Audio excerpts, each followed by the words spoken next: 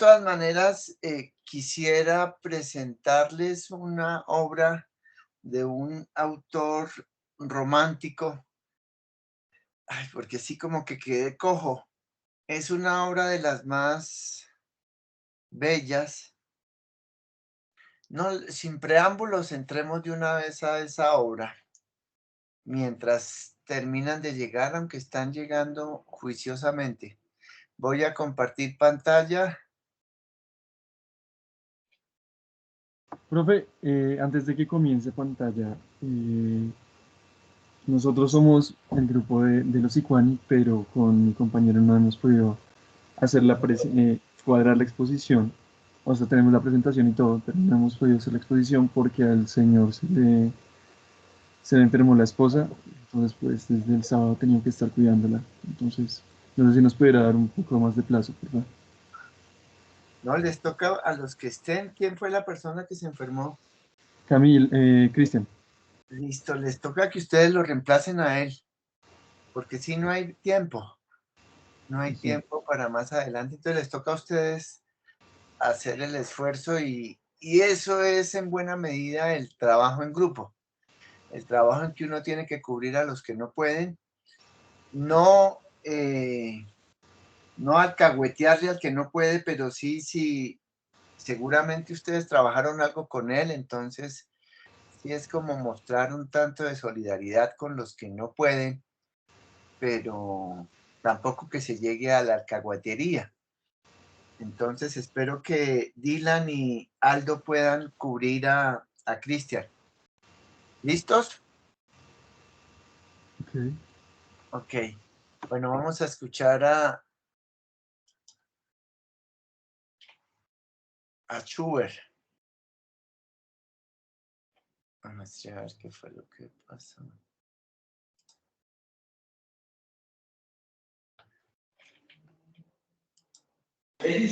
Disculpe, profe, ¿Qué? es que el profe dice que de pronto sin preámbulos, pero de pronto si tiene que decirnos algún concepto para percibir mejor la obra, pues no sobra. Mm, eh, ya ahorita les cuento algo de Schubert. Es Schubert el que vamos a ver. Ok, profe, gracias. Y Serenade la melodía que vamos a escuchar.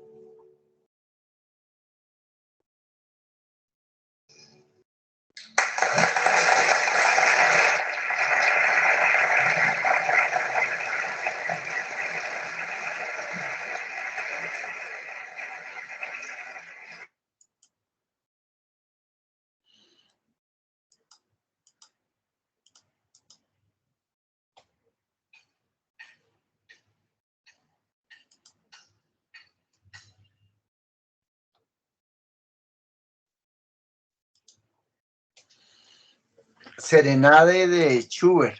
Yo creo que es una obra perfecta para We have this entire misunderstanding of what Darwin really meant when he said survival of the fittest. para entender cómo funciona la música.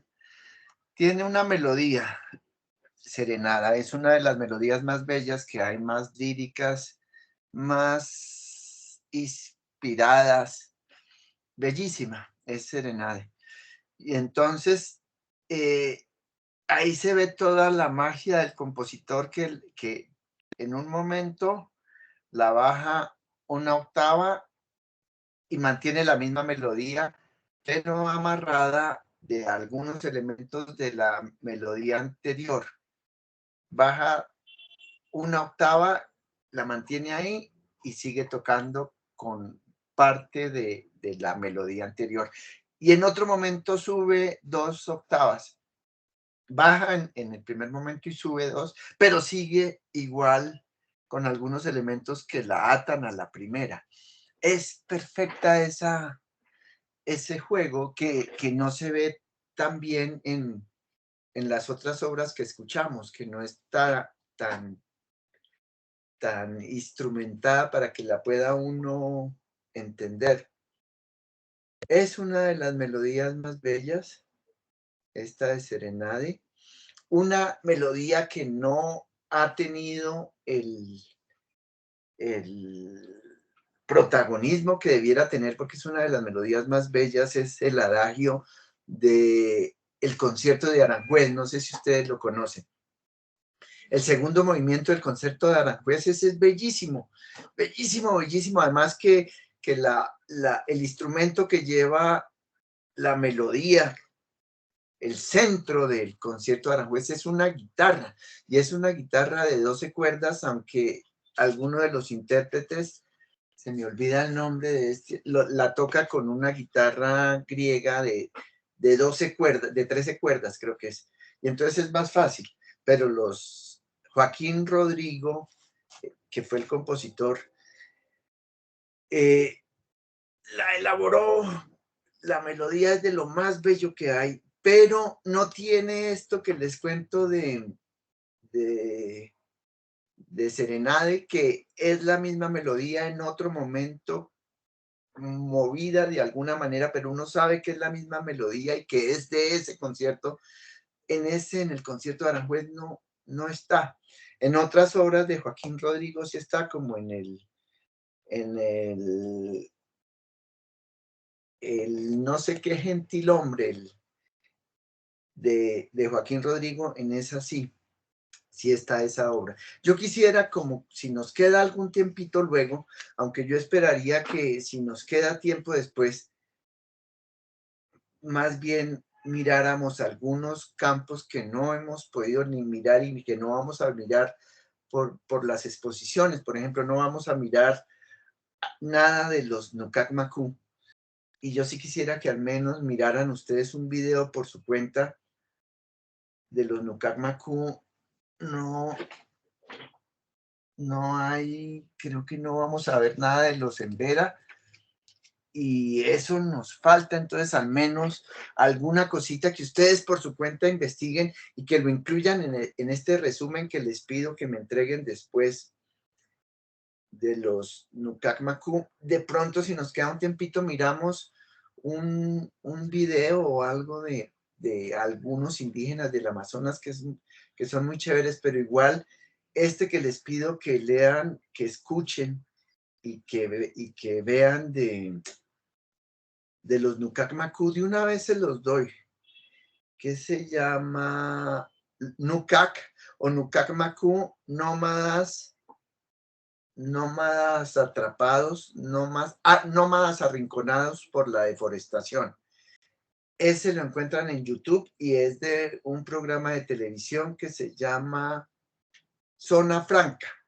Entonces ustedes entran, escriben Nukak, nómadas atrapados o arrinconados por la deforestación, Zona Franca, y de una sale, es un video de unos 30 minutos y ubica muy bien la situación contemporánea de los Nukak Maku, que son un grupo excepcional, que para muchos es uno de los grupos más atrasados, pero es que ser cazador y recolector hoy es como si tuviéramos 10.000 años encima de nosotros.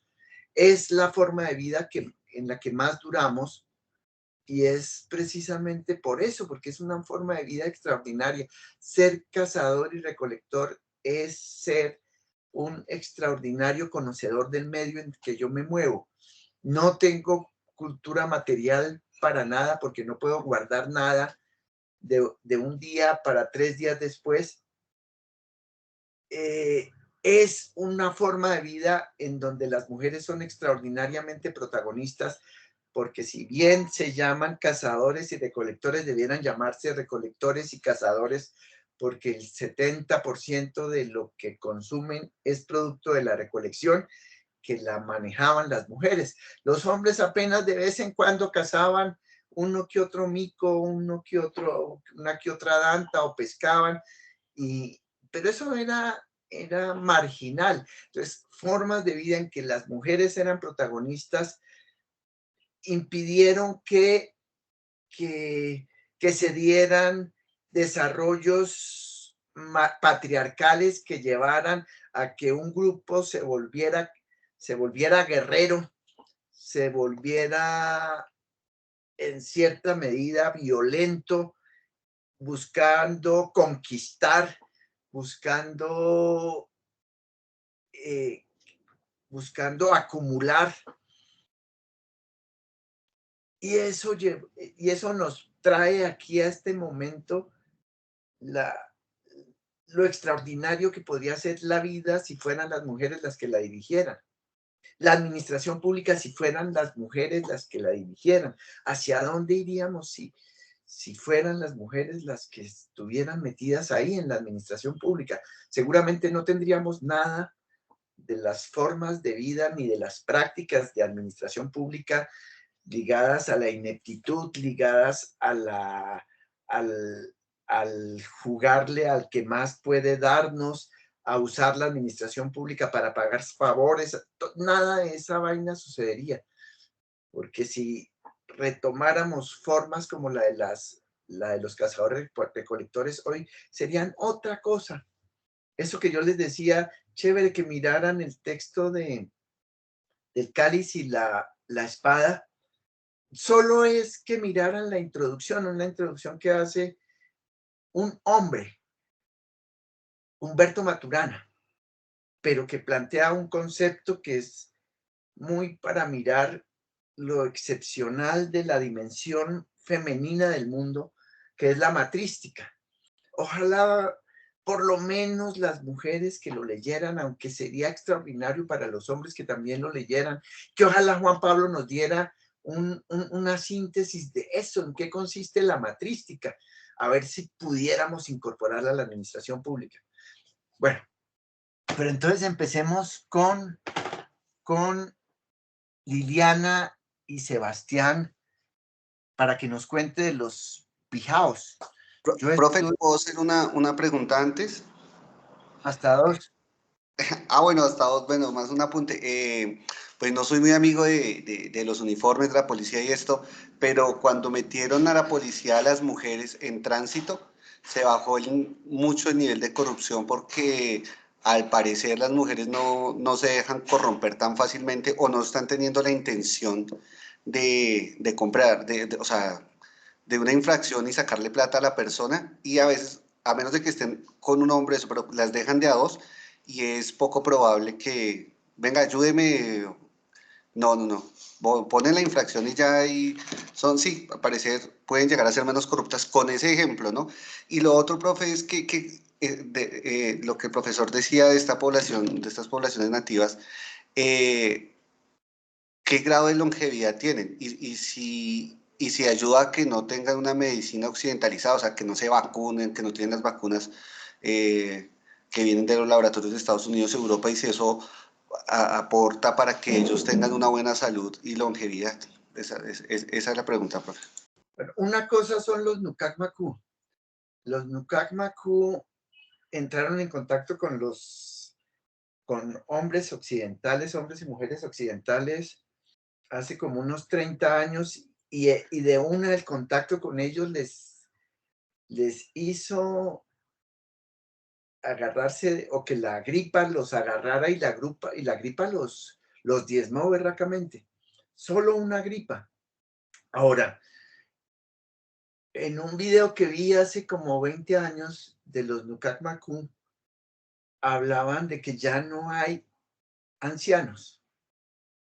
El hombre más mayor en estos tiempos, no era el mayor, el mejor cazador que se llamaba el Tigre del grupo que se movía en Putumayo, falleció porque al hombre le pusieron, le atravesaron el dulce y le atravesaron la gaseosa y le atravesaron las bombombún. Ahí de pronto lo ven ustedes en el video este que les puse a mirar, se llamaba El Tigre, un cazador extraordinario, pero al tigre se lo comió la bombombún. O sea, un cuerpo súper atlético que tenía, se fue diezmando completamente por el azúcar. El azúcar es un veneno terrible y se lo comió y lo mató. Entonces uno diría que para muchas cosas, si uno se mantuviera lejos de los occidentales no habría problema. Alguno de los profesores míos se fue a trabajar un tiempo con los Nukak y unas pirina, la partía en 4 para ayudarles a los nucá que estaban sufriendo de gripa, y esa aspirina les ayudaba muchísimo.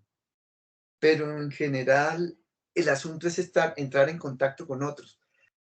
Y hay una pregunta ahí clave y es, ¿qué hacer? ¿Qué podríamos hacer los administradores públicos con poblaciones como esta? Los brasileños están trabajando en mantener grupos completamente aislados, como meterlos dentro de una cúpula de cristal y mantenerlos completamente aislados. Esa podría ser una alternativa. Otra es integrarlos completamente.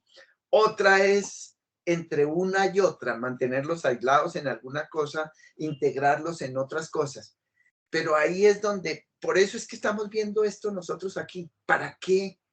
¿Para qué les estoy poniendo a mirar lo extraordinario de nuestra diversidad cultural?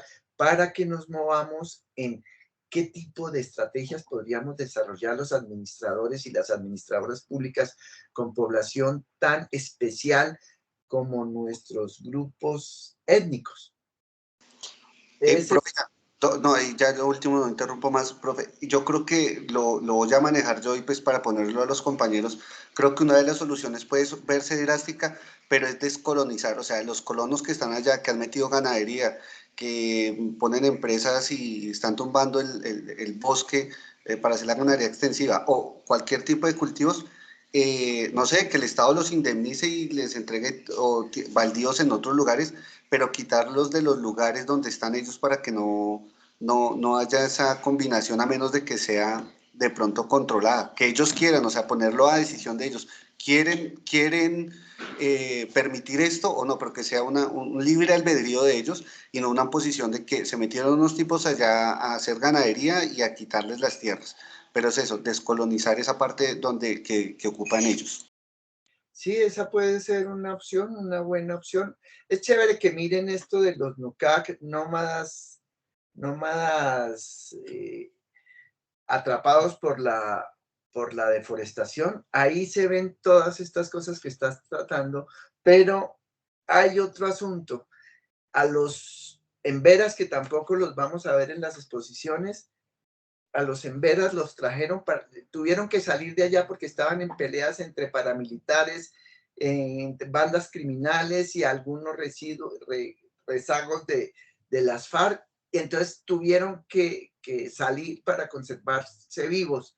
Los embera de esta zona entre, bueno, es el lado de Risaralda, que se mete allá hasta la selva, hasta el andén del Pacífico, y entonces primero se vinieron a los centros urbanos menores que hay en esa zona y luego llegaron aquí y nosotros los estamos viendo. Ahorita la alcaldesa en su sabiduría de bestia que tiene, entonces no, que ya no les doy más plata, que ya no hay subsidios para ustedes, que se devuelvan como sea para su sitio de origen. Lo único que piden estos indígenas es que les garanticen la vuelta y que no tengan ningún tipo de reacción de parte de los grupos violentos que hay allá. Pero hay algo muy fuerte ahí. Conocieron las luces, conocieron la plata fácil que obtenían pidiendo plata aquí y ya no están, conocieron el dulce, conocieron el azúcar aquí. Y entonces para muchos de ellos no hay nada tan terrible como devolverse. Para los Embera son tremendamente machistas y sobre todo por el contacto con nosotros, se volvieron terriblemente machistas. Toda la plata que les daban de subsidios se la gastaban tomando trago. Estos tendrían que devolverse casi que solo las mujeres. Y entonces, ¿qué van a hacer las mujeres? Ustedes han visto las fotos de los Embera. Son mujeres como de 1,30, 1,40 de estatura. Todas se van junticas, las hijas son iguales que ellas. Estas son situaciones terribles. Uno no sabría qué hacer. Ya les cuesta mucho volver a la selva, volver a selvas húmedas tropicales como las que hay en el Andén Pacífico, donde llueve muchísimo. Ya ese tipo de vida no les resulta para nada manejable. ¿Y es porque esto les parece muy bien? No, tampoco es eso, pero ya de alguna manera terminaron deslumbradas con algo de acá que uno no alcanza a ubicar qué es. Tal vez porque es mucho más fácil que les sirvan en un restaurante lo que van a comerse que tener que buscarse todo lo que hay que hacer para obtener la comida, ir a conseguir el agua a 2 kilómetros, cazar una ave cualquiera que sea. Eso no es tan fácil ya. Bueno, nosotros tenemos una serie de problemas y necesitamos mucha sabiduría para enfrentarlos. Pero por supuesto, nada de lo que están haciendo nuestros gobernantes está ni medianamente cercano a lo que necesitan estos grupos. Sí, en Brasil hay muchos desarrollos que valdría la pena mirarlo. Hay una profesora muy inteligente y muy sabia que se llama Alcida Ramos. Ella ha estado metida ahí y está pensando en otras cosas. Ahí sí que es clave ubicar lo que otros están haciendo. Y los brasileños, por más que tengan a la bestia que tienen allá de presidente, al Bolsonaro, han creado y están moviendo una serie de cosas para garantizar la vida y la calidad de vida para sus grupos indígenas. Hay otro autor que yo conocí ya, Darcy Ribeiro, que desde antes empezó a trabajar en cómo ayudarle a estos grupos. Es que nosotros estamos viendo es que se nos están acabando todos los indígenas, o sea, lo que está pasando allí, y eso es lo que yo quisiera que quedara, que si no empezamos ya por lo menos a divulgar lo que está pasando con los indígenas, cuando nos demos cuenta ya no quedan indígenas y ya un par de estos empresarios que hablan con la boca llena van a tomarse todas estas tierras para sembrar palma africana o para ganadería extensiva, y en dos generaciones o en una sola generación ya convirtieron en desierto zonas como el Amazonas, porque es que el asunto es ese, no es simplemente de hacer plata, porque sí, es que esa tierra que es tremendamente pobre, tremendamente, la capa vegetal es terrible, tremendamente pequeña, no aguanta un cultivo de palma africana y no aguanta la ganadería extensiva, que es de lo más dañino que puede haber. Por más que el sabio de la Forí, el, el, el, ¿cómo es que se llama la empresa de la que es el gerente? Bueno, Creo que Fedegan. Fedegan. Fedegan, sí. Por más que este genio, que, ay, Dios mío, si tenemos bestias aquí, esté en cabeza de eso y que dice, no, que tenemos que por todos los medios garantizarle la presencia y el desarrollo a Fedegan y a todos estos ganaderos que son los que van a salvar a este país.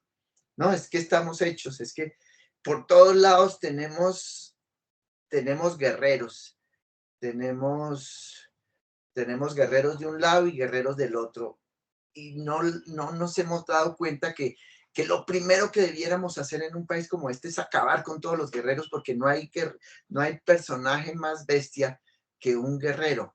Y es que así son esta guerra en la que estamos metidos y que por todos los medios en la que quieren volvernos a meter, ha sido terrible, terrible para todos nosotros, y va a seguir siéndolo mientras no acabemos y no entendamos que no hay nada tan terrible como los guerreros o de un lado o del otro. Y entonces no, empecemos por ahí, veamos cómo un ser humano común y corriente se convierte en una bestia cuando tiene un fusil. Ahí tenemos que empezar a mirar cómo hacerlo.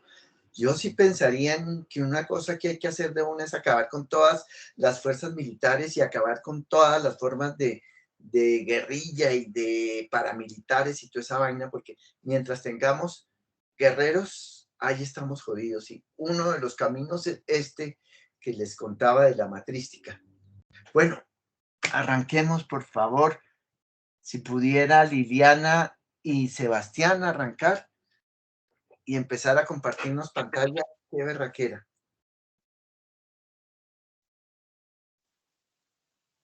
Yo estuve trabajando con con los pijaos. Hola, Juan Sebastián. Ya está en proceso de compartirnos pantalla. Ya tenemos a los pijaos en pantalla. Vale, listo, profe, gracias. Pues primero que todo, buenos días, profe, buenos días, compañeros. Mi compañera Liliana y yo, Sebastián, les vamos pues a compartir algunas características que hacen parte pues de los indígenas pijaos. Perfecto, Sebastián.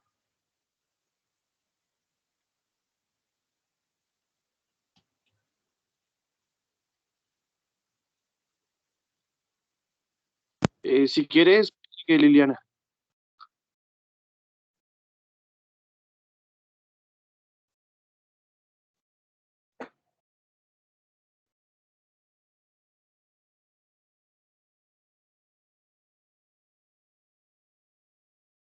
A Liliana se le apagó el micrófono.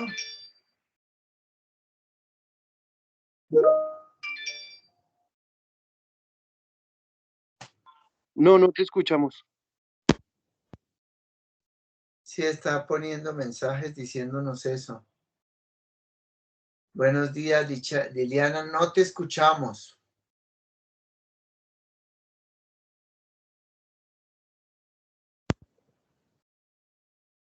Te va a tocar batirte solo, Sebastián. Vale, profe, sí. Listo.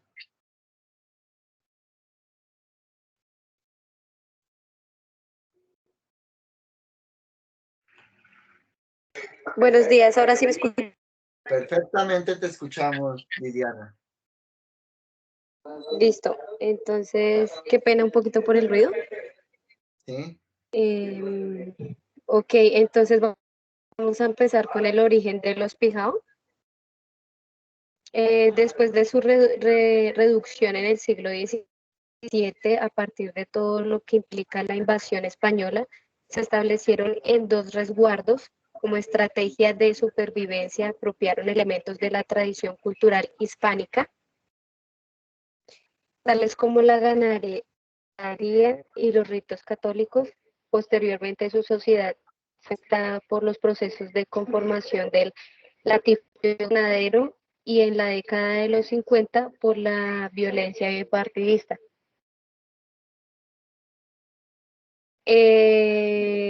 Pertenecieron a la familia lingüística carib. Los pijaos salieron del norte del Chocó para venir a asentarse en la zona que ocupaban al tiempo de la conquista. Se caracterizan por su valor, bravura y persistencia ante el conquistador. En la relación con el nombre de los pijaos que se le ha venido dando a este grupo indígena, podemos decir que el nombre aborigen del grupo parece corresponder al Pinao, y que la denominación de pijao fue un cambio hecho por los conquistadores españoles. La ubicación geográfica.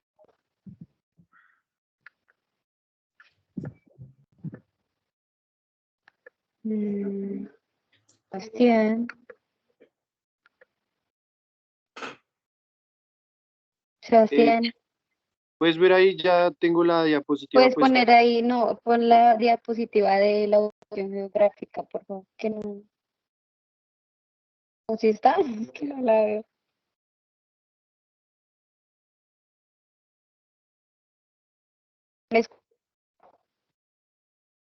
Un poco cortado, un poco cortada te escuchamos, Liliana.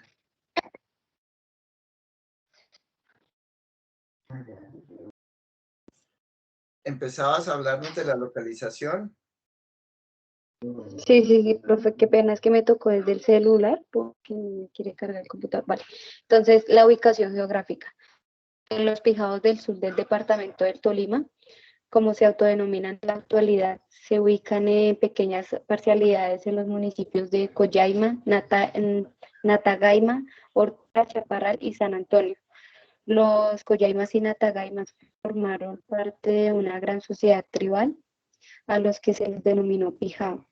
Este grupo estaba conformado por una serie de tribus que compartían características culturales y lingüísticas similares. Su territorio se extendía desde la actual ciudad de Ibagué hacia el sur, comprendiendo la artesana natural del Valle del Magdalena y gran parte de las cordilleras oriental, principalmente en su costado suroccidental y ambas vertientes en la cordillera central. Siguiente diapositiva, por favor.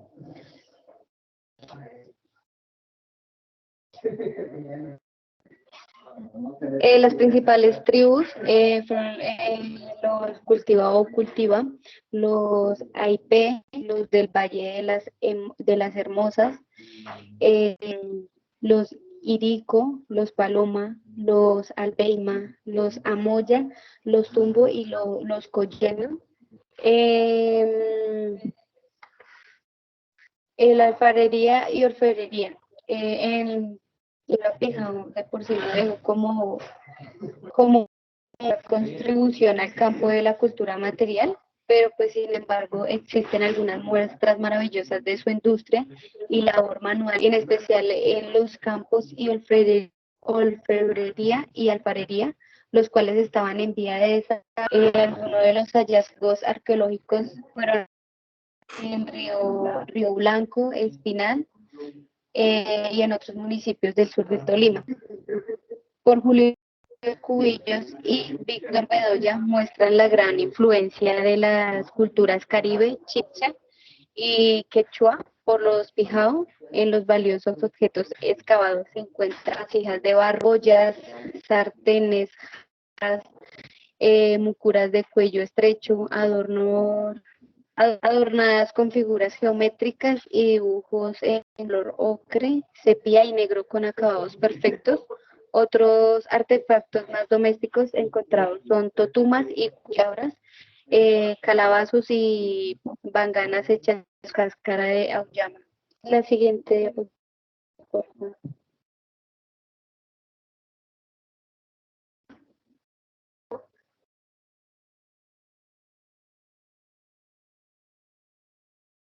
Ahí se pueden observar algunos de los hallazgos de estas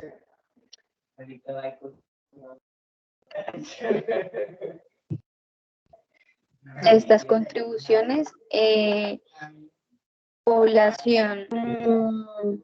En el censo del DANE en el 2005 se reportó 58.810 personas autorreconocidas como pertenecientes al pueblo Collaima, Nataima, de las cuales el 51,3% son hombres, cerca de 1.160 personas y 48,7% son mujeres, 28.650 personas.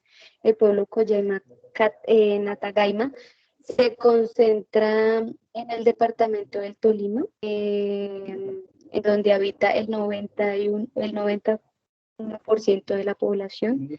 Le sigue Bogotá con el 4,5%, 2.650 personas, y Huila con el 1,6%, 941 personas. Estos dos departamentos y la capital concentran el 96,7% poblacional de este pueblo. Los Collaima Catagaima representan el 4,2% de la población indígena en Colombia, y la población Collaima, Natagaima, que habita en zonas urbanas, corresponde al 37,9%, 22.281 personas, una cifra superior al promedio nacional de población indígena urbana, que es el 21,43%. En la actualidad, la población es de 81.693 personas, y la ubicación Tolima, Caquetá, Huila, Meta, Putumayo, Quindío y Cundinamarca.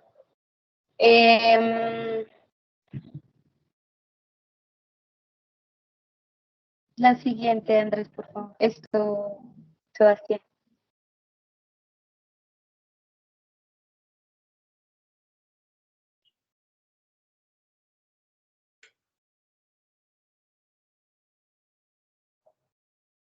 la,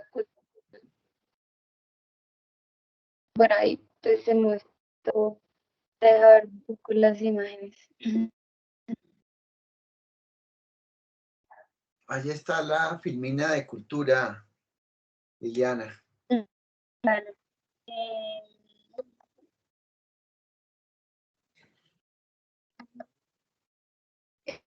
Eh, las parcialidades o comunidades se conforman por un mínimo de 30 familias extensas, cada una de ellas constituida por familias nucleares con un promedio de 5 individuos. Generalmente se establecen en 2 a 3 familias nucleares por vivienda.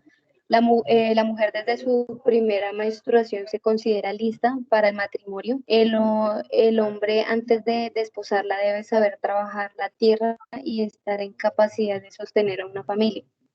Los esposos viven primero un tiempo de amaño en la casa de los padres del esposo para luego estar en una vivienda. Para que se realice el matrimonio católico debe existir estabilidad económica y de convivencia. De no ser así, tras la separación, la responsabilidad de los hijos será de las madres. Las viviendas son, bueno, el hábitat de ellos, las viviendas son hechas con paredes de bareque, con blanquimiento externo de arcilla blanca y techo de palmicha. Los techos los había de 2 aguas. En las zonas meridionales de carácter más primitivo, su ubicación eran en palmas, copadas y otros semejantes. Algunas de estas casas de los caciques estaban rodeadas de cercas hechas de varas altas. En la punta colocaban los cráneos de los enemigos muertos. Tenían además chiqueros o corrales especiales muy seguros donde engordaban sus víctimas humanas. Las vestiduras de los pijaos. Los indios pijaos vivían desnudos. Las mujeres se cubrían sus órganos sexuales con pampanillas o taparrabos. En las regiones templadas y frías usaban mantas, pero pues en una muy baja escala. Pues el algodón solo lo lograban conseguir por intercambio comercial con otros grupos o de pequeños cultivos que no los llegaban a abastecer. Usaban bonetes para ponérselos en la cabeza, tanto los hombres como las mujeres. Y los materiales de preferencia eran pieles de venado o de hojas de los adornos. Los pijados tenían un gusto exquisito para adornar sus cuerpos, poniendo especial atención en este arreglo cuando habían de tener un encuentro guerrero, usaban objetos de materiales vegetales, animales y minerales. Mm,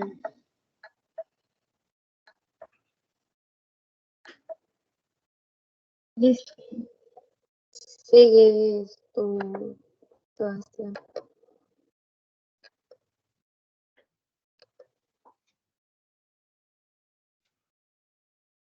Vale.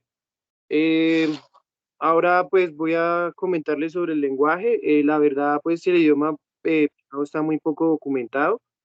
Lamentablemente se desconoce solo un puñado de palabras y pues este idioma está extinto desde los años 50. Gran parte pues de la poca información que se pudo obtener procede del padre Simón, el cual era un cronista español. Eh, eh, Se dice que los pijados realmente se comunicaban o utilizaban el mismo idioma que los chipchas. Respecto a su apariencia, desde que eran niños, estaban acostumbrados a modificar su cráneo con tablillas ortopédicas que usaban desde neonatos. Esto pues las utilizaban en su región occipital y frontal y ellos creían que esto les daba un aspecto pues como de ferocidad y los asimilaba pues mucho más con la cultura de los tumaco. Al tener pues ambos figuras de arcilla que denotaban rasgos faciales similares. También modificaban la forma de sus brazos con el uso ajustado de algunas cabullas y también se ponían brazaletes de colores cambiaban el aspecto de su nariz, fracturándose su tabique, y pues además también lo perforaban al igual que sus lóbulos de sus oídos, para hacer uso de los accesorios que pues como ya la compañera nos había comentado, ellos a estos accesorios le daban el nombre de balaca. También usaban coronas hechas con plumas, con madera, máscaras, diademas de plumas, brazaletes, narigueras y pendientes. Y también pintaban sus cuerpos de rojo con el tinte de vija.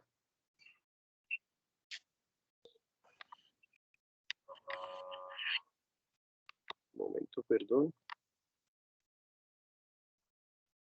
Bueno, dentro de sus costumbres religiosas, la cultura de los Pijao adoraba ídolos de madera de barro cocido, perdón, adoraban ídolos de madera, también de barro cocido, y también adoraban piedras de diferentes tamaños.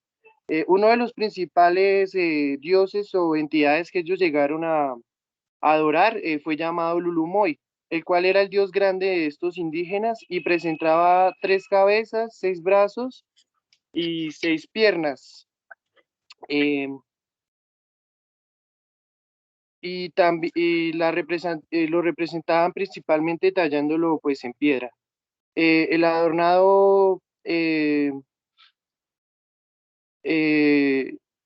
perdón, el sitio de adoración era el centro pues de los órganos en donde se concentraba la comunidad, y también adoraban y llamaban, tenían su entidad respecto a la parte, digamos, de la maldad, y a esta entidad la llamaban Eliani.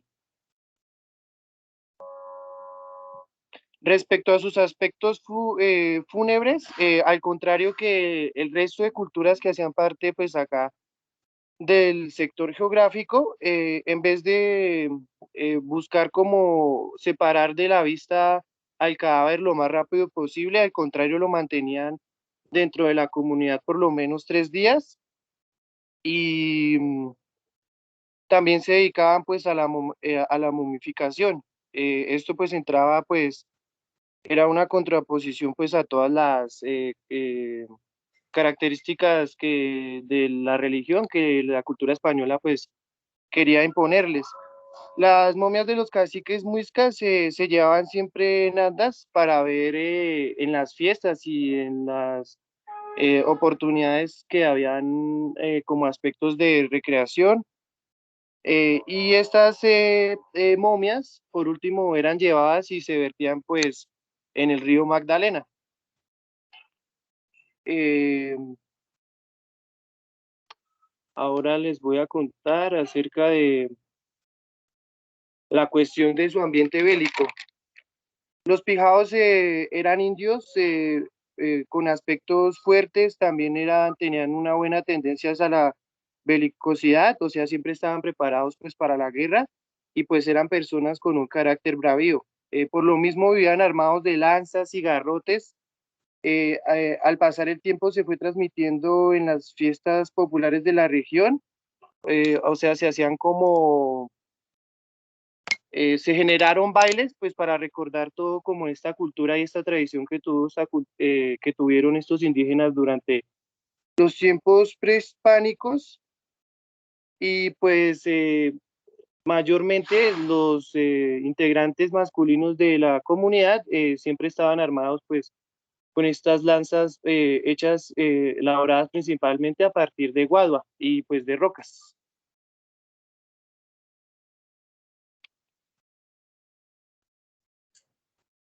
Bien, ahora vamos a hablar de su economía. Los pijaos tenían centros de intercambios de sus artículos para hacer comercio con las demás tribus vecinas o pues también distantes, como la cultura indígena de los Saipes. Se citaban en centros grandes donde se realizaban estas transacciones, como no se contaba, digamos, con un sitio específico, esto siempre se trasladaba. Las transacciones se hacían al contorno de una piedra sagrada en la cual estaban grabadas todos los mitos y las figuras pues, que hacían parte de esta cultura. Y además las figurillas de los principales artefactos como las narigueras, los arcillos, los petos, las diademas, eran como muy, su elaboración era como muy preparada, entonces por lo mismo las culturas aledañas hacían parte pues, o sea, hacían como, era un, perdón, era un proceso que se llevaba a cabo como bastante de una manera continua, puesto que las tribus que eran aledañas siempre mostraban mucho interés hacia los productos que los pijados elaboraban. Bien, respecto a su agricultura, ellos practicaban pues la agricultura de una forma extensiva en lugares seguros y de difícil localización para los extraños. Cambiaban constantemente de zonas de cultivo y no se radicaban en un solo sitio, sino que solo durante el tiempo necesario pues para lograr que la cosecha se diera. Sus cultivos se reducían al maíz, a la racacha, a las uchuvas, a los aguacates, papayuelas, papayas, piñas, batatas y frijoles. El algodón también lo cultivaban en una pequeña escala porque este se utilizaba realmente como muy poco. También recolectaban raíces, cera y miel de abejas silvestres. Y respecto a la obtención de sus sierras, bueno, para terminar de complementar un poco esto, pues la alimentación del pueblo pijao, también de los coyaimas y de los natagaimas, se basaba, pues como ya lo habíamos dicho, en el maíz, en algunos tubérculos, frutas, pescados y huevos. La chicha es una bebida fundamental de mucha tradición y pues de suma importancia para esta comunidad y se tomaba pues en los espacios colectivos. Para hablar ahora sí de cómo obtenían ellos pues su parte de tierra, eh, realmente ellos siempre poseían menos de 1 hectárea de tierra y pues trabajaban como jornaleros entre parientes cercanos y pues entre parientes cercanos y los mismos vecinos se mantenía como esta continuidad del trabajo. Eh, Cuando un hijo empezaba a formar pues su familia, su primera siembra la llevaba a cabo en una parte de tierra que su padre o su suegro le heredaban. Eh, en esta siembra, en esta primer siembra que los jóvenes llevaban a cabo, era pues, era una obligación para ellos dar por lo menos la mitad de las semillas que iban a ser parte pues de esta cosecha y pues tenían que dar completamente toda la mano de obra. Por eso mismo, pues solo podían obtener durante esta primer siembra la mitad total de toda la cosecha.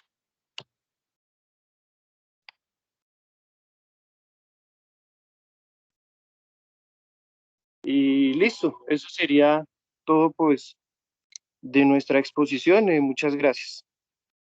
Ay, pues para complementar, pues en este momento pues tengo el video que les quiero compartir, pero pues quería preguntarle al profe si lo comparto desde mi pantalla o comparto el link para pues que todos lo puedan ver de una manera más fluida y como pues que se pueda entender mucho más. ¿Qué tiempo dura el video? Profe, dura 6 minutos con 15 segundos si no estoy mal. Listo, pásalo. Vale, profe. Y pasa también el link para los que quieran volverlo a ver luego. Listo, profe.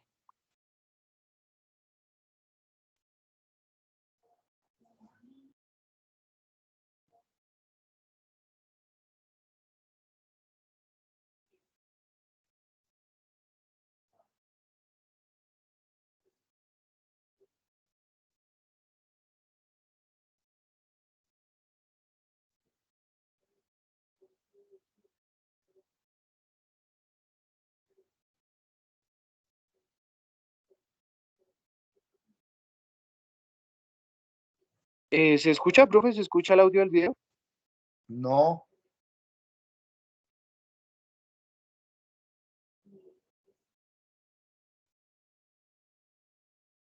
Arriba a la izquierda hay un micrófono, un micrófono, ahí es donde puedes resolver el problema de sonido.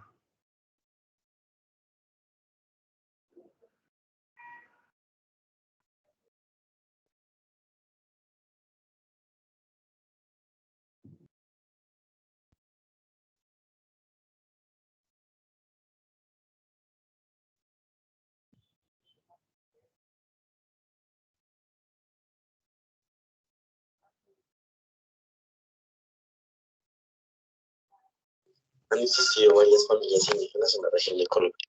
Desde la llegada de los españoles, como la de los ingleses, han hecho una Colombia diversa en familias. Uno de los territorios colombianos, llenos de fauna y flora, es el departamento del Tolima.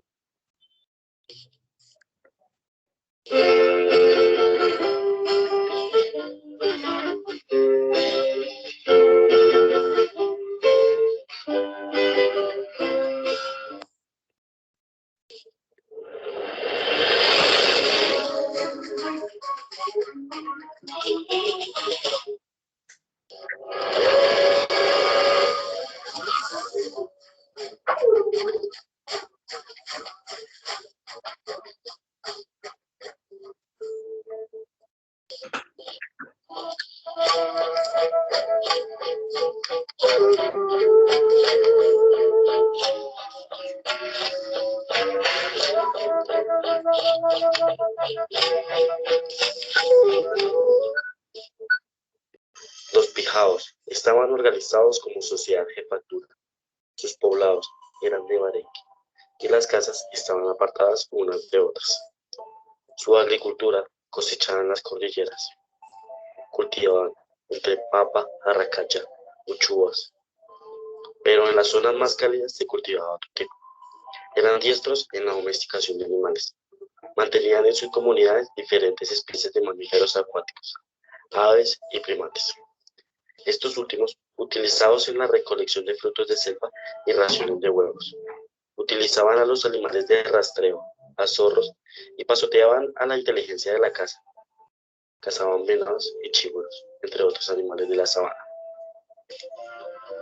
Eran muy hábiles nadadores, relatan la gente, fácilmente cruzaban el río Magdalena, llevando sobre sus hombros una carga de un prisionero.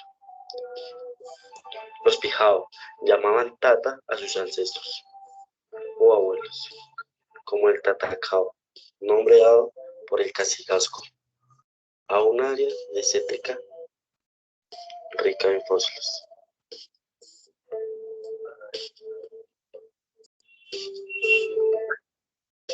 Estos y otros pueblos prehispánicos encontraban sagrados y mágicos muchos los elementos naturales, astros, eventos meteorológicos, fuentes de agua, seres vivos, vegetales, minerales y su propia existencia. Practicaban una forma de animismo, en donde todo forma parte de una unidad divina. Pensaban que las acciones del hombre afectaban esta unidad divina, y para mantener tan solo el delicado equilibrio, realizaban varias formas de rituales. En los aspectos fúnebres, el mundo aborigen americano concebía la vida y la muerte como una continuidad.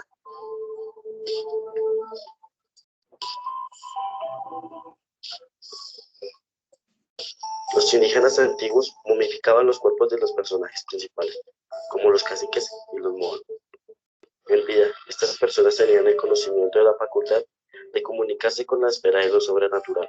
Eran el puente entre lo común de la gente y los seres superiores.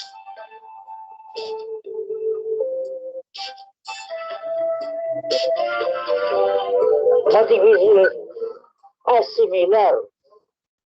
asimilar la vida acá, donde no tenemos espacio para andar. Y entonces empezar uno a construir cómo voy a vivir, cómo voy a conseguir para alimentar a mis hijos, porque siempre no llega todo. Usted llega acá donde es muy difícil la vida y no se tiene una buena calidad de vida.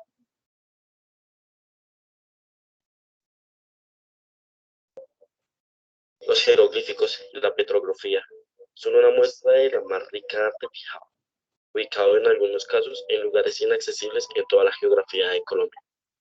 Las características más importantes de estos es la elaboración de la piedra con el uso del cincel. A la llegada de los españoles, los pijaos se encontraban divididos en dos federaciones, una en los llanos del Alto Magdalena, que agrupaba a Collaima, Natagaima, Guaburo y Tagamales. La otra se encontraba en la Sierra Andina, que agrupaba las comunidades de la cordillera central. El idioma pijao está muy mal documentado y se conoce solo un puñado de palabras. El idioma está extinto desde los años 50. Gran parte de la información sobre ella procede de Fray Pedro Simón y otros conquistadores españoles. un aljibe que tenemos, ya por lo menos ya estamos sacando el agua para el sostenimiento de toda la comunidad. Contamos con las huertas circulares, que ya la tenemos lista, pues ya está sembrada, ya está el fruto. Vamos a iniciar lo de los silvopastoriles. En realidad, pues este resguardo es muy seca la tierra, pues da la casualidad que dura siempre 2, 3 meses que no nos llega agua, porque nosotros sobrevivimos del agua, pero eso viene de por allá de Niple.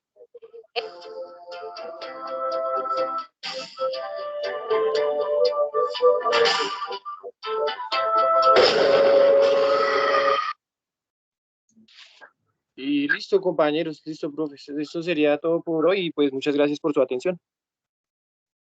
Bueno, yo sí quería mencionarles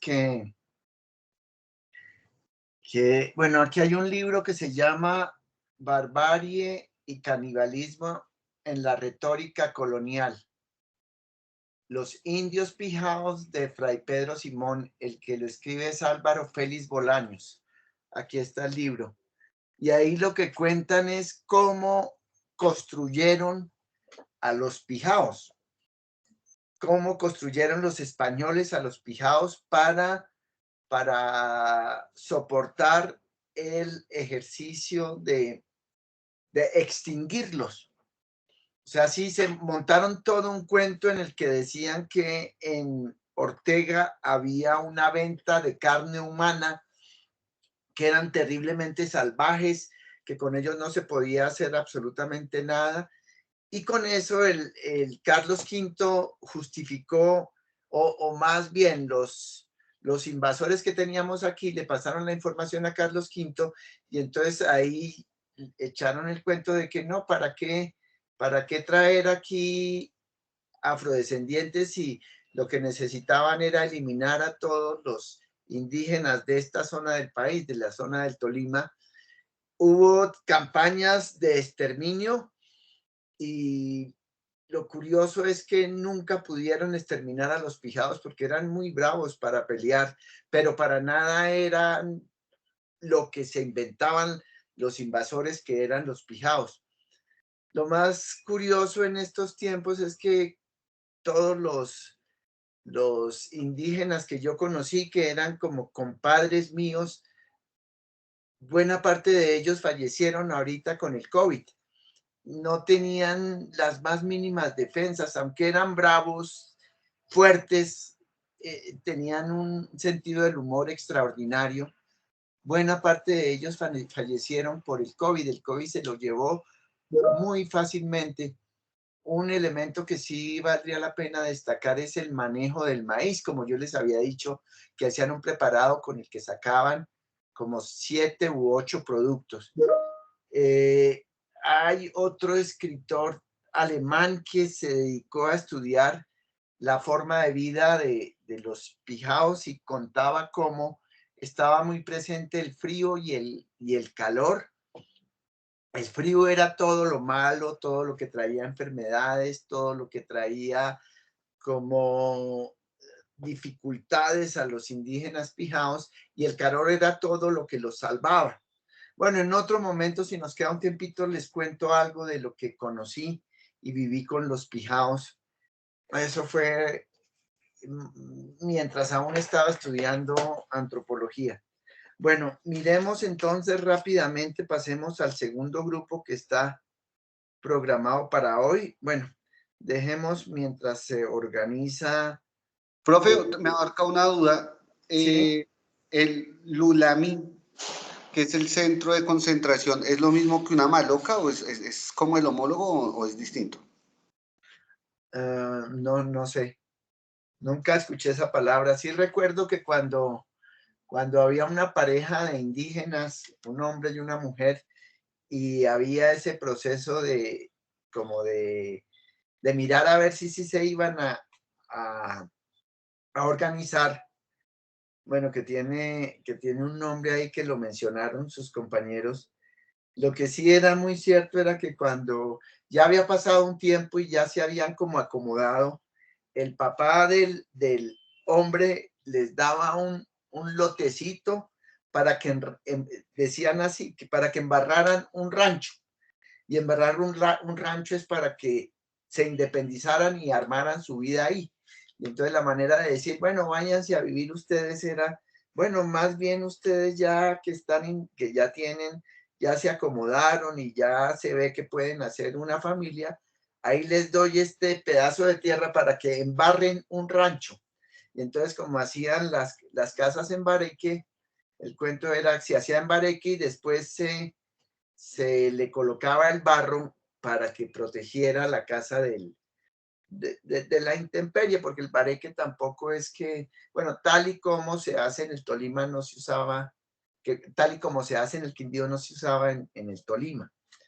Bueno, vamos a mirar entonces lo que nos trajeron Andrés Arturo y Esteban sobre los indígenas Cuiva.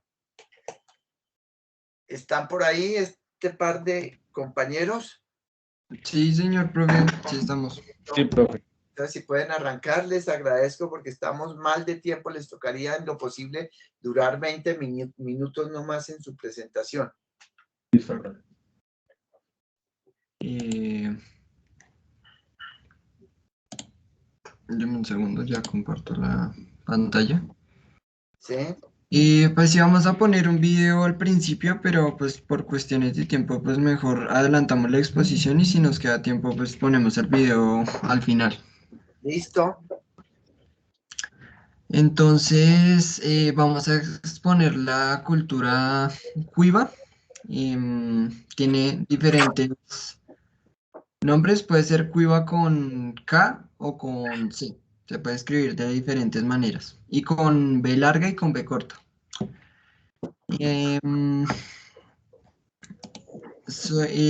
La cuiva se denomina como la gente del río, que en su lengua, cuiva en su lengua nativa significa nuestra gente o nuestra familia. Algunas de estas comunidades también se autodeterminan como Yigui, que significa hombre, y su cosmología y organización social está fundamentada por su forma de asentamiento a las orillas de los ríos. Este pueblo es de una tradición nómada y dependía fundamentalmente de la cacería, la pesca y la recolección. Actualmente se dedican a la siembra de yuca, que se ha convertido en su base de subsistencia. A pesar de que ellos han tenido un impacto por las misiones evangelizadoras, a pesar de esto, pues en la actualidad perviven muchas de sus tradiciones. La cultura Cuiva Guamonae se encuentra en el resguardo indígena de Caño Mochuelo y comparten este territorio con otros 8 pueblos llamados los Tsitsipuro, Guaypilliwi, Yaruro, Amorúa, Yamalero, Maivén, Masiguare, Sicuani y Saliva.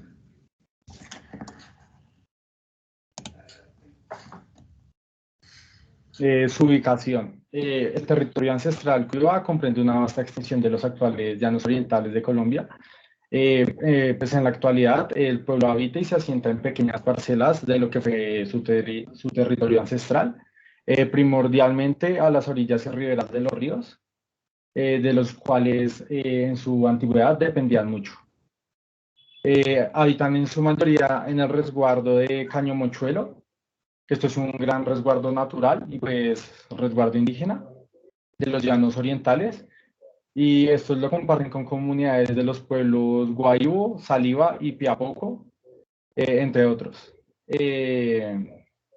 Registros de INCORA reportan población cuiva en resguardos de los departamentos de Vichada y de Arauca. Entonces, como podemos ver ahí en el mapa, nos habla de en qué parte se concentra más los cuiva, que es en Casanare y en Arauca.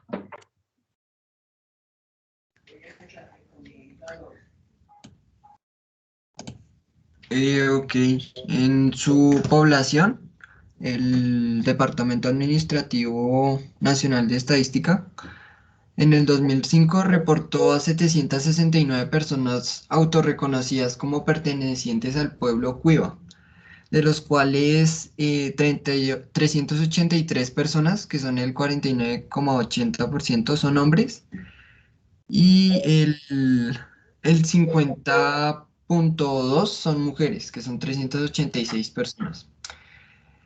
La población se concentra en los departamentos de Casanare, con el 78,41%, que son 603 personas del total, y en Arauca se concentran el 14,5%, que son 112 personas.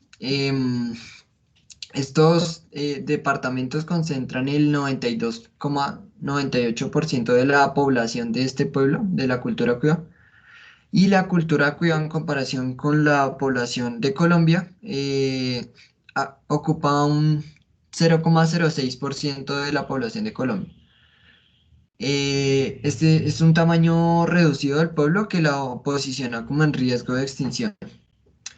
La población cuiva habita casi en su totalidad en áreas rurales y la población se localiza, la población que se localiza en las ciudades es de un 6,11%, que son nomás 47 personas.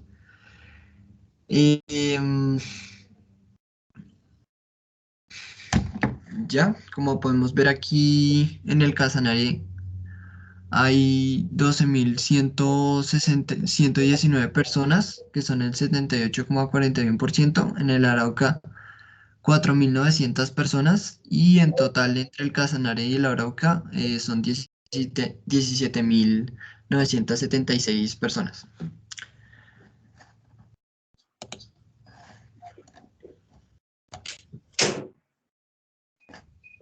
Lo siguiente es la reseña etnohistórica.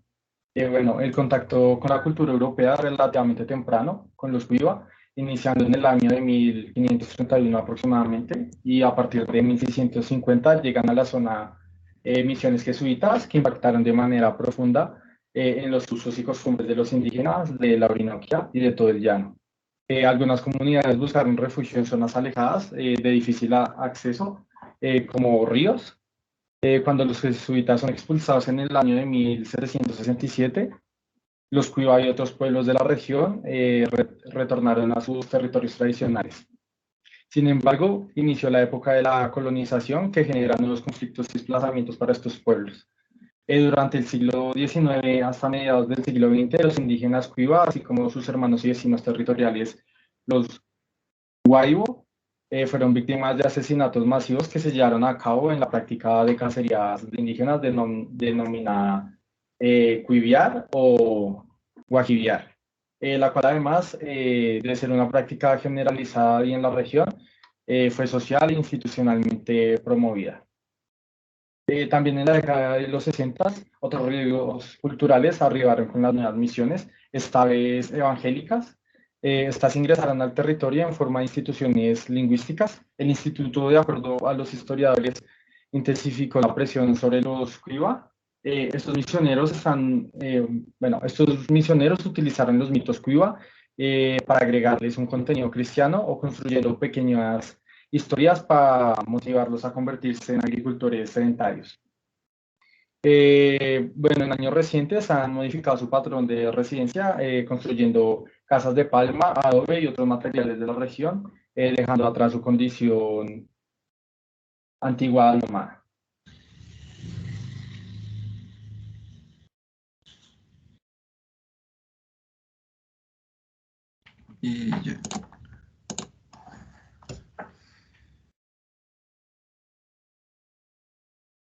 Bueno, en su economía han sido seminómadas y dependían fundamentalmente de la cacería, la pesca y la recolección. Actualmente siembran yuca brava y esta se ha convertido en su base de subsistencia, y también hay ganadería y animales de corral para comercializar. En torno a su territorio, los Cuivas anteriormente practicaban la caza, la recolección Ellos no construían viviendas permanentes ni usaban implementos que le dificultaran la movilidad. Sin embargo, las presiones sobre los recursos causadas por migraciones de colonos y prácticas ganaderas llevaron a que este pueblo se sedentarizara en áreas de bosque de galería y orillas de los ríos. En Colombia, el territorio ancestral Cuiva comprende una vasta extensión de los llanos orientales. Actualmente este pueblo se asienta en pequeñas parcelas de lo que era su territorio ancestral, primordialmente a las orillas y riberas de los ríos, de los cuales de estos ríos depende su filiación. Habitan en su mayoría en el resguardo de Cañomochuelo de 94.570 personas y comparten con comunidades de los pueblos Guaíbo, Saliva y Piapoco, entre otros. El INCORA reporta una población en los departamentos de Vichada, Arauca, Santa Teresita del Tuparro, La Pascual, San José de Lipa, Los Iguanitos y La Vorágine. Y a pesar de que la extensión de los resguardos en los que se localizaban y se localizan los cuivas es relativamente grande con relación a la cantidad de habitantes, los suelos con propiedades para la siembra son reducidos y dificultan asimismo la soberanía alimentaria. Con respecto a los sitios de origen, consideran que en su territorio ancestral existen dos lugares de origen, uno que es en el caño Mauseni Mutse, en el departamento del Meta, y otro en el caño Matahueni Mutu, cerca del caño Aguas Claras, en el municipio de Paz de Ariporo, en el Casanare. Ellos tienen una concepción del territorio que está explicada aquí en la tabla, en la que los lugares prohibidos son, por ejemplo, las zonas de reserva en las que no se pueden realizar caza, pesca, recolección, siembra, desmonte, aserrío, madera, porque consideran que estos lugares son habitados por los creadores en su cultura religiosa. Consideran lugares encantados, las zonas en las cuales no se puede entrar sin el debido permiso de los seres espirituales mediante los rituales de limpieza, purificación y armonización. En estos son los llanos, morichales, quebradas, ríos, Monte Bravo, Monte Virgen, lagos y lagunas. Los lugares comunales son áreas de territorio destinadas por una comunidad para desarrollar actividades productivas y de conservación, también rituales de renovación, sanación o festividades de conmemoración. Sí.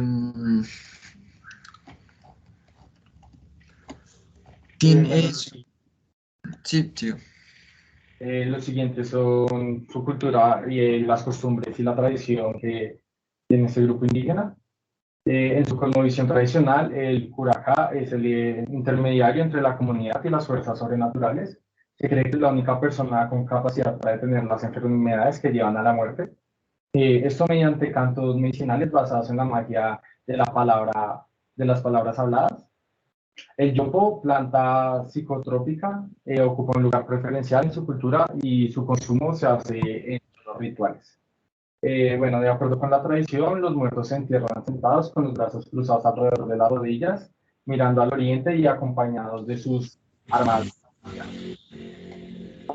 Cuando el varón se desentierra a los 4 o 5 años, se queman sus restos y las cenizas son arrojadas al río.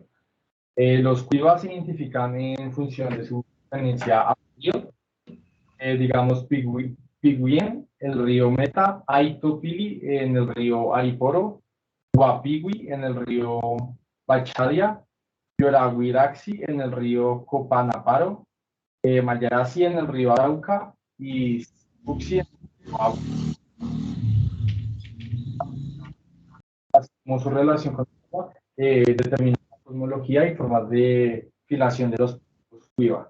El origen de la vida en la cosmología cuiva están los y el de los clanes en los ríos. Los últimos determinan tanto el nombre del clan como el apellido de los individuos de esta comunidad. Bueno, en la producción artesanal se usan fibras y cortezas vegetales con las cuales se fabrican chinchorros, instrumentos de pesca y transportes fluviales. Existe también una importante producción de collares, manillas y plumajes que son usados principalmente en escenarios de rituales. También se realiza producción de cestería y cerámica. Esto usa en actividades cotidianas y, como lo mencionaba antes, también en rituales. La vida en las orillas de los ríos, así como su relación con el agua, determinan la...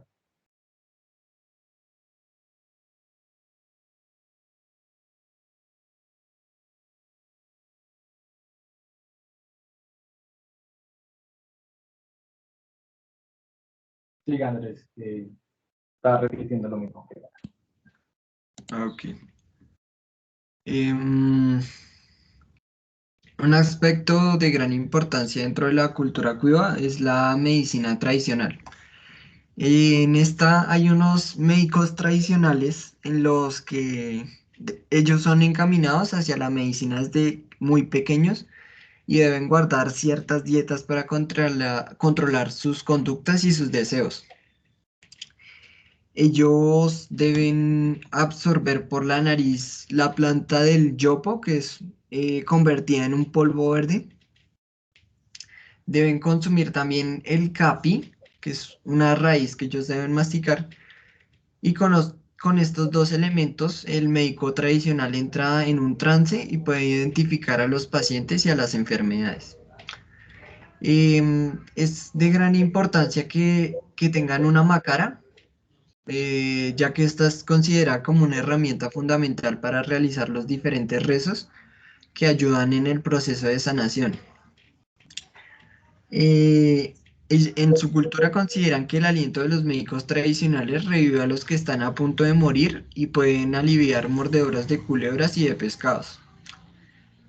Por otro lado, las señoras que se encargan de los partos, los hierbateros y los sabanderos son muy importantes dentro de la medicina tradicional cuiva.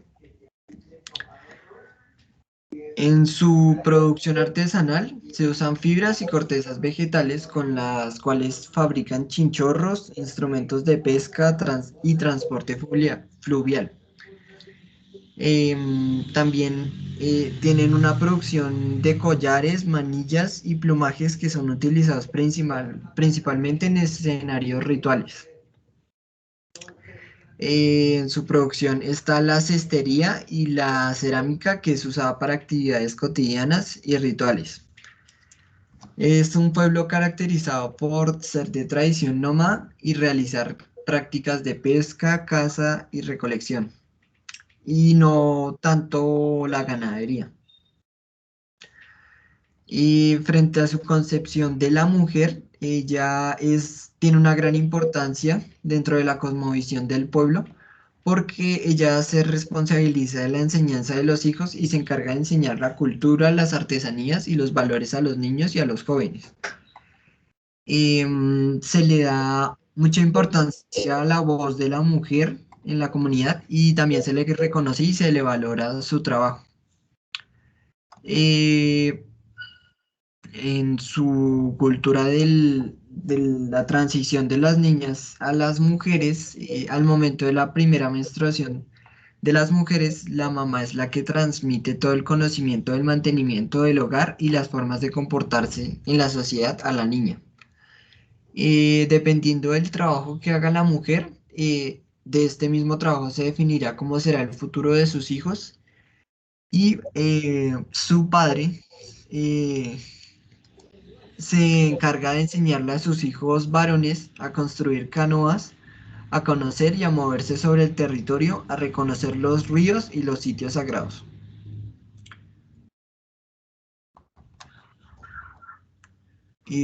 Su lengua nativa pertenece al complejo lingüístico Waibo, el cual comparten con la mayoría de los pueblos indígenas vecinos de la Orinoquía colombiana, que habitan en el resguardo de Caño Mochuelo. con una excepción de los ávilas que pertenecen a una familia lingüística independiente y los yaruro que pertenecen a la familia lingüística chibcha. Sobre el total de la población hay un 80,75% de hablantes sobre el total de la población y se evidencia un alto grado de pervivencia. Su lengua cuiva se habla entre los ríos colombianos Meta, Casanare y Canaparo y en la parte occidental del departamento de Arauca, como el resguardo de los Iguanitos, la municipalidad de Tame, bajo Cusay y al norte de Tame.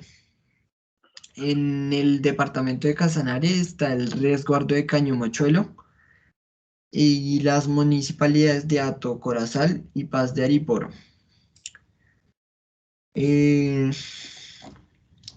Aquí podemos ver cómo en los lugares en los que se ubica mayoritariamente su lengua, que son en Arauca, Casanare y Bichada.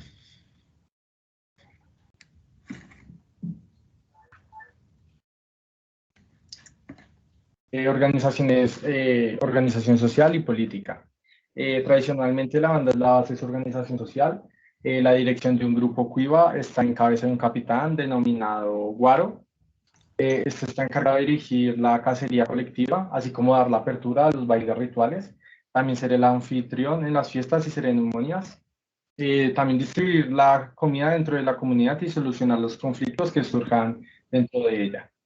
La autoridad tradicional del pueblo cuiva está conformada por los curacas, médicos y sabedores, quienes lideran el quehacer espiritual, cultural y político del pueblo, y los suegros tomadores de decisiones dentro de la familia. La autoridad no tradicional la representan los capitanes de cabildos, quienes representan a las comunidades frente a la institución y los actores externos. La máxima autoridad del pueblo cuiva es la Asamblea Comunitaria y el Consejo de Autoridades, el cual está integrado por 9 coordinadores que se encargan de los temas de educación, producción, territorio, salud, de mujeres, jóvenes y de justicia. Se encargan principalmente de regular todo lo que pasa en la comunidad y son los representantes ante el resguardo y la Junta del Cabildo. Asimismo, existe una guardia mayor que se encarga de la seguridad de la comunidad, que esto es en el resguardo de Cañomochuelo. El proceso organizativo del pueblo cuiva ha llevado al pueblo a articularse con organizaciones indígenas de carácter nacional y regional, como la ONIC, que es la Organización Nacional Indígena de Colombia, y la OPIAC, que es la Organización de Pueblos Indígenas de la Amazonía Colombiana.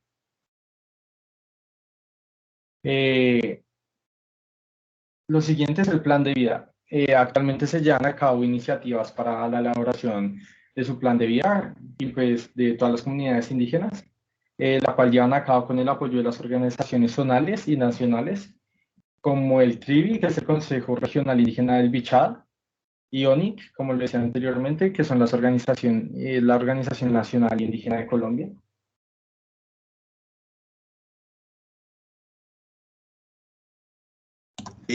Ok, dentro de sus problemáticas actuales, el artículo 04 de 2009 reconoció al pueblo cuiva como uno de los 34 pueblos indígenas en riesgo de desplazamiento forzado por el conflicto armado.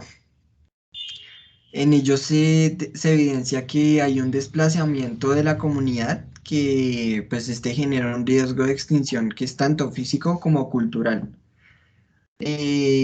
También hay un planteamiento de que el pueblo cuiva ha sido víctima de violación de sus derechos fundamentales, tanto individuales como colectivos, y esto pues ha afectado su autonomía e identidad cultural. Los desplazamientos productos del conflicto armado interno que se vive en el territorio ancestral les ha limitado el ejercicio de sus derechos territoriales, acorde con sus usos, costumbres y ancestros. Esto también ha generado pobreza y una fractura en sus tradiciones y costumbres a nivel social y cultural. Dentro de las principales problemáticas que este pueblo plantea en el plan de salvaguarda de los pueblos indígenas del resguardo de Cañomochuelo, es la presencia de cultivos de uso ilícito, lo cual generó consecuencias graves en el territorio como las fumigaciones aéreas. Asimismo, la presencia de grupos armados en el territorio ha generado un debilitamiento en las prácticas económicas, sociales y culturales propias y ha debilitado la organización social y política del pueblo. Eh, em, pues voy a pasarles el link para que puedan ver el video y no interrumpir la otra exposición. Muchas gracias, Andrés Arturo. Entonces, sí, si lo puedes dejar en el chat para poder mirarlo luego. Ya lo puse. Ok. Y ya, muchas gracias por la atención. Gracias a ti. Bueno.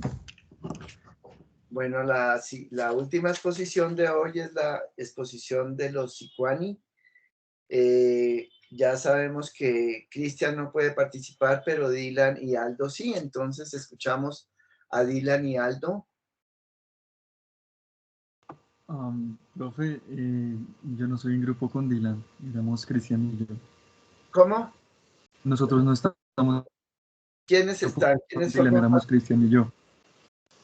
Ya, y Aldo no está. Cristian y yo.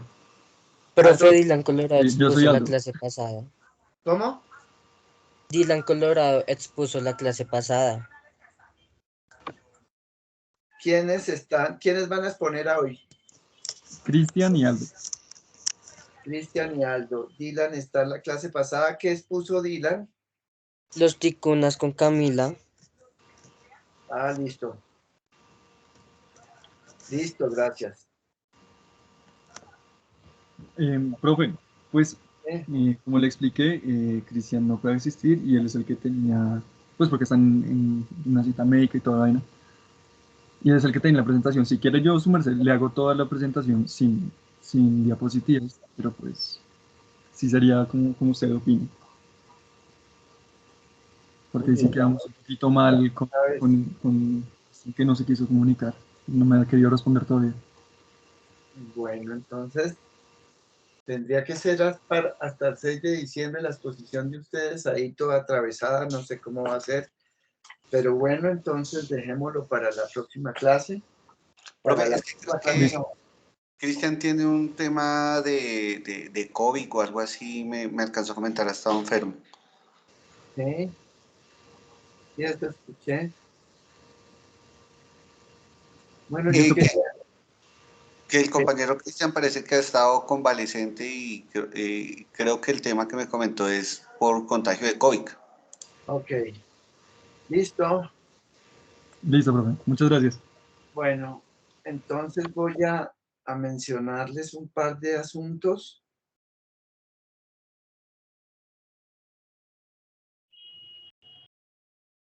Voy a compartirles pantalla desde un aparato que tengo.